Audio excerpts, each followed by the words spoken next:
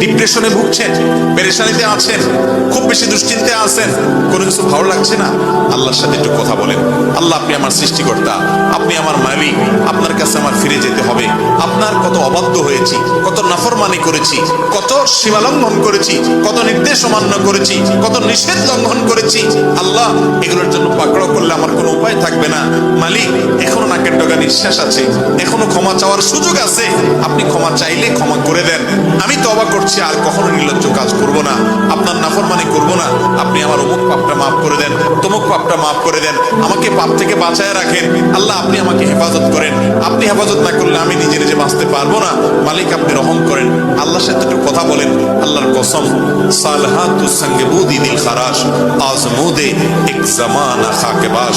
পাথর হয়ে বহুদিন ছিলেন ভাই, একটু আল্লাহর সাথে কথা বলেন, চোখের পানি ফেলেন, দোয়া করেন। বিশেষ করে ভোর রাতের দোয়া, ভোর রাতের দোয়া, এটা গুলি মিস হলে মিস হয় না।